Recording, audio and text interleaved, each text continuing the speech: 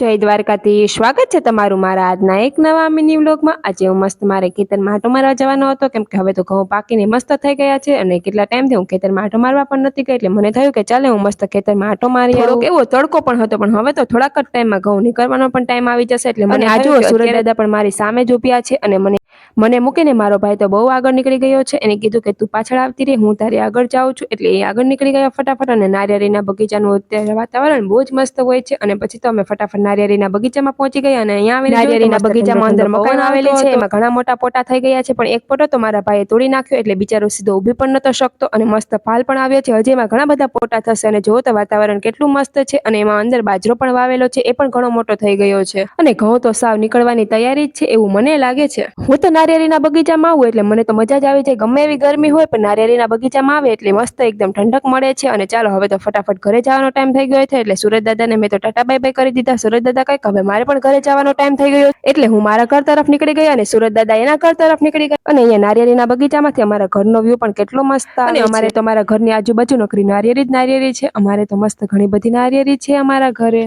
રસ્તામાંથી મને આ ફૂલ મળી ગયું, એટલે એ ફૂલ મેં મારા હાથમાં લઈ લીધું અને પછી તો મસ્ત વ્યૂ જોતા જોતા મારે ફટાફટ જવાનું હતું ઘરે, એટલે હું ફટાફટ નીકળી ગઈ ઘર તરફ। ચાલો તમને વિડીયો કેવો લાગ્યો નીચે જરૂરથી કમેન્ટ કરી દેજો, વિડીયો ગમ્યો તો લાઈક સબસ્ક્રાઇબ કરવાનું ભૂલતા નહીં। તો હવે આપણે મળશું કાલે, ત્યાં સુધી બધાને મારા હર હર મહાદેવ।